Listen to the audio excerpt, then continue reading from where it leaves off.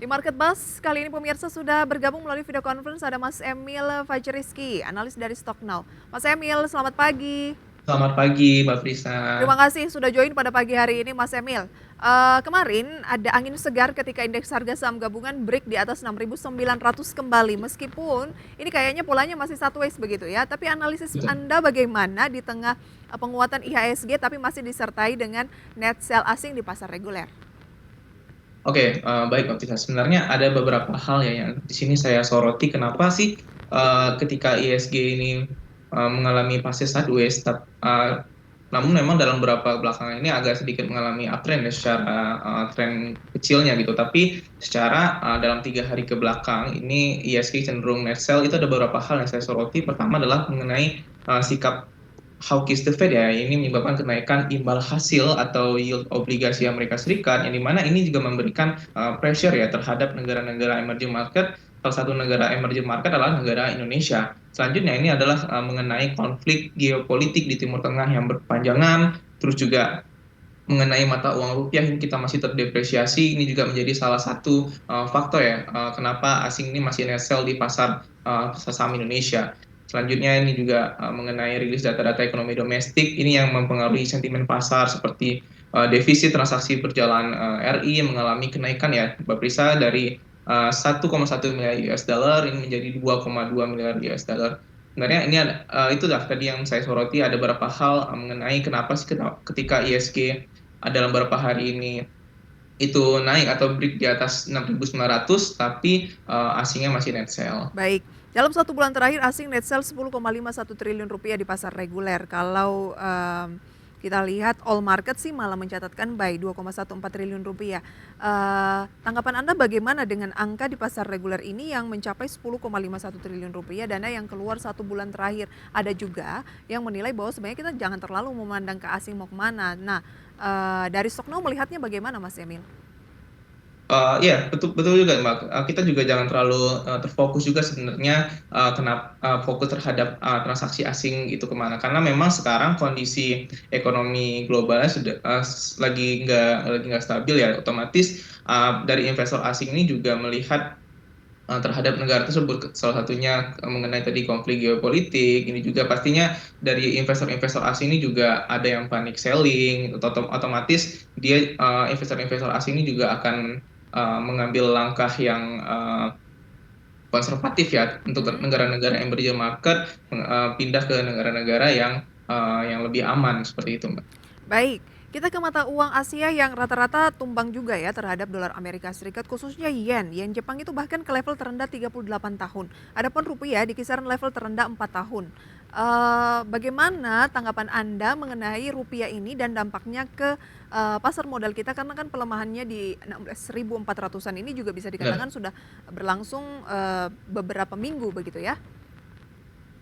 Oke, ya saya melihat kejatuhan mata uang Asia ini termasuk rupiah ya, ini juga menjadi salah satu hal yang membutuhkan perhatian serius ya, karena memang pelemahan rupiah atau pelemahan di mata uang Asia ini juga disebabkan oleh beberapa faktor juga. Pertama itu mengenai penguatan indeks dolar AS, ini disebabkan oleh ekspektasi kenaikan suku bunga Mhm. Federal Reserve ya, di mana data ekonomi AS seperti indeks manajer pembelian dan kepercayaan konsumen yang tinggi ini juga menimbulkan kekhawatiran ya bahwa The Fed mungkin akan mempertahankan suku bunga yang lebih tinggi dan bahkan lebih lama yang dari diperkirakan. Nah, ini menyebabkan aliran modal keluar dari pasar negara berkembang menuju aset-aset yang menggunakan dolar AS. Ini juga memberikan pressure untuk nilai tukar mata uang Asia termasuk juga rupiah.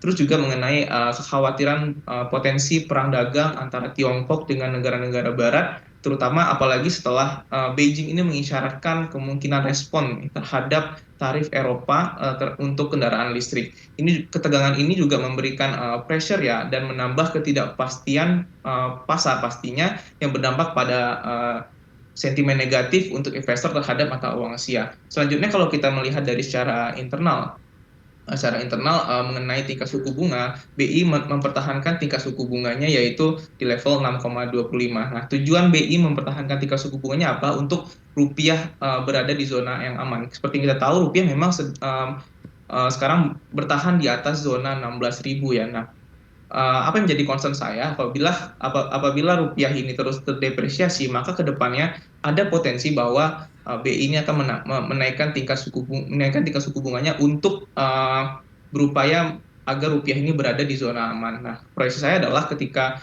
uh, sentimen tadi belum mereda, ada kemungkinan bahwa rupiah ini masih bisa berjalan di atas 16.500. Masih ada potensi 16.500 proyeksi Anda terhadap nilai tukar rupiah kalau terus mengalami pelemahan begitu ya. Iya, betul. Baik, berarti mungkin krusialnya lebih ke bulan September kan, sebagian besar proyeksi dari pelaku pasar begitu ya dengan berbagai survei dan lain sebagainya itu bilangnya The Fed mungkin akan potong suku bunga itu di September, tetapi ada juga yang bilang di Desember karena kemungkinannya cuma satu kali. Berarti ada peluang bahwa di tengah ketidakpastian ini asing akan terus melakukan net sell beralih ke aset-aset yang lebih menguntungkan ke dolarnya sehingga rupiah tadi Anda katakan masih ada peluang ke 16.5 begitu ya. Betul, Mbak. Oke, nanti akan kita lanjutkan rekomendasi Anda kalau begitu bagaimana usai jeda pemirsa. Tetaplah bersama kami dalam segmen Market Buzz. Terima kasih pemirsa, Anda masih bersama kami dalam segmen Market Buzz. Kita masih akan berbincang bersama dengan Mas Emil. Mas Emil, kalau berbicara mengenai nilai tukar rupiah, Anda bilang ada kaitannya tentunya dengan peluang pemotongan suku bunga dari The Fed. Dan The Fed juga menanti data inflasi atau indeks harga pengeluaran konsumsi pribadi PCE Amerika Serikat akhir pekan ini. Ini kan menjadi tolak ukur The Fed soal kebijakan moneternya begitu ya, ataupun suku bunga. Nah, potensi market domestik di awal pekan depan akan bagaimana? Karena kan mungkin baru akan terefleksi di pekan depan. Iya, Mbak.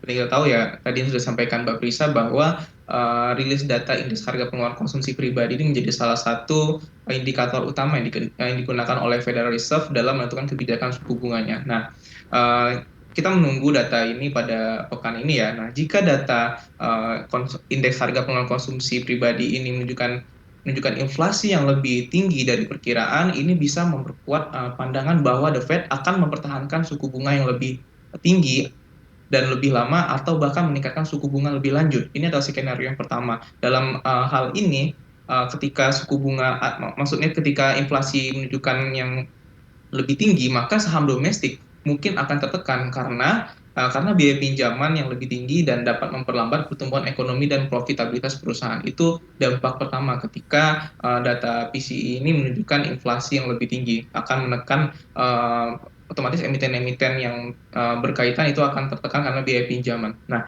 skenario yang kedua adalah jika data PCE ini menunjukkan inflasi yang lebih rendah dari perkiraan, ini dapat meningkatkan harapan nantinya bahwa The Fed mungkin akan mulai mempertimbangkan penurunan suku bunga lebih cepat. Nah, dalam hal ini menjadi salah satu sentimen yang positif bagi pasar domestik karena suku bunga yang lebih rendah dapat mendorong pertumbuhan ekonomi melalui peningkatan investasi dan konsumsi. Nah, tapi secara keseluruhan ya, sebenarnya fluktuasi saham domestik ini dalam beberapa hari ke depan mungkin akan didorong ya oleh beberapa hasil data PCE dan interpretasi investor terhadap implikasi kebijakan moneter The Fed. Baik, berarti ada dua skenario antara data inflasinya ini cenderung naik lagi ataupun sesuai harapan yaitu cenderung turun. Ya Benar, biasanya juga ada juga sih yang lebih ke stagnan begitu ya, berarti marketnya nggak akan betul. kemana-mana, masih begini-begini aja kalau misalnya memang stagnan. Nah, ada tidak strategi investasi dari Stock Now saat ini untuk para pelaku pasar di tengah banyaknya sentimen mix yang ada? Eh, Tiga rekomendasi saham maksudnya, Mbak ya? Oke, atau lebih ke strategi investasi terlebih dahulu. Apakah kita saat ini lebih baik trading buy dulu, kemudian atau cicil beli investasi, atau bagaimana Oke, strategi untuk investasi? strategi investasi seperti kondisi sekarang ini kita sebagai investor atau pelaku pasar ada baiknya untuk lebih lebih concern ya terhadap sentimen, baik itu dari sentimen global gitu harus benar-benar kita pantau sentimen global karena terutama dari sentimen-sentimen yang berada di US itu karena US menjadi salah satu perekonomian yang jadi tolak ukur dari berbagai negara, kita harus concern terhadap sentimen tersebut dan jangan lupa untuk dari sentimen internal ataupun dari emitennya karena di kondisi seperti sekarang ini sebenarnya kita sentimen lah yang perlu kita pantau karena itu yang akan memberikan mana arah pergerakan harga saham selanjutnya. Baik, sentimen mana yang paling Anda pantau dari Stock Now? Point of view dari Eh, Stock Now melihat sentimen mana nih yang paling kayaknya jadi perhatian utama nih saat ini? Iya, yang seperti yang udah kita bahas, sebenarnya salah satu sentimen yang sangat-sangat ditunggu pada pekan ini sebenarnya adalah mengenai rilis data indeks harga pengeluaran konsumsi pribadi, Mbak Prisa. Berarti Karena lebih dari eksternal ya? iya, lebih dari eksternal karena kan itu dari US ya seperti yang saya sampaikan US menjadi salah satu Baik, tolak ukur ekonomi baik. negara-negara lain. Baik, bagaimana dengan Bursa Efek Indonesia yang menyiapkan anggota bursa yang akan mengajukan lisensi untuk menyediakan short selling? Artinya ini nantinya para broker harus mengajukan izin sebelum dapat melakukan transaksi short selling. Ada nggak concern tersendiri dari Stocknow soal skema short selling yang kalau nggak salah ini rencananya diterapkan Oktober? Iya. Iya betul, Mbak Prisa. Sebenarnya kalau kita mendengar kata short selling, mungkin ada dari berbagai orang yang masih awam mungkin menilai bahwa short selling ini sebuah konotasi yang negatif ya.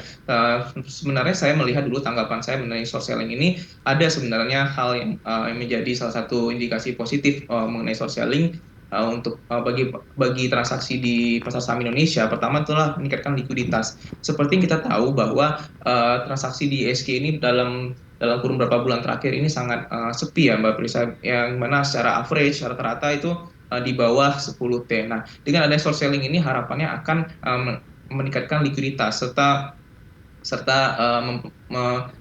menambah tingkat frekuensi transaksi yang ada di pasar saham Indonesia. Namun sebenarnya yang jadi concern saya terhadap short selling ini pertama adalah risiko volatilitas. Ketika tingkat transaksinya atau tingkat tadi kita menambah kita membahas tentang likuiditas, otomatis akan menambah risiko volatilitas. Nah, short selling ini dapat meningkatkan volatilitas. Nah, BI ini perlu memastikan bahwa langkah-langkah mitigasi risiko seperti konsep intraday short selling itu harus diimplementasikan dengan baik, mengurangi potensi volatilitas yang tidak perlu. Yang kedua, menjadi concern saya adalah manajemen risiko dan gagal bayar.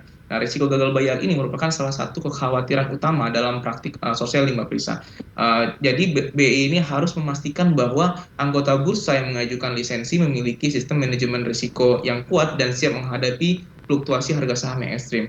Nah, yang Oke. terakhir adalah edukasi dan kesadaran investor. Nah, kita kan masih tingkat literasi investasi kita masih bilang rendah ya, otomatis dari BI ini harus meningkatkan edukasi dan kesadaran investor karena hanya sebenarnya investor yang memahami sepenuhnya mekanisme dan risiko mengenai short selling ini. Secara keseluruhan sebenarnya kalau dari tanggapan saya itu adalah penerapan short selling ini merupakan inisiatif yang dapat memperkaya dinamika pasar modal Indonesia, Mbak Prisa. Baik, Namun perhatian yang cermat ini seperti pengelolaan risiko, edukasi, dan kesiapan infrastruktur perlu diperhatikan kembali. baik. Ada nggak kiat-kiat dari Mas Emil terkait dengan persiapan short selling ini? Mungkin tipsnya hindari emiten apa mungkin atau bagaimana Mas Emil? Ada nggak seperti itu? Sebenarnya ya, kalau kita melihat bagaimana strateginya untuk short selling ini yang sudah saya sampaikan tadi, mungkin kita harus lebih lebih concern lagi ya terhadap kita harus memahami dulu short selling ini seperti apa, terus juga emiten-emitennya apakah ini emiten ini bagus untuk short selling, terus juga kita harus memperhatikan tadi namanya risiko volatilitas, terus juga Berarti kita harus juga dicermati satu persatu begitu ya, dan dipahami iya juga terkait betul. dengan aturan-aturan, poin-poin dalam kebijakan short selling ini begitu ya. Iya betul Mbak Prisa. Baik, Mas Emil. Rekomendasi saham pilihan pemirsa akan kami hadirkan berdasarkan data yang kami terima dari Stocknow. Ada 3 emiten yang direkomendasikan dan juga menanti update pembukaan sesi pertama pukul 9. Pemirsa kurang lebih 1 menit lagi usai jeda. Tetaplah bersama kami dalam segmen Market Buzz.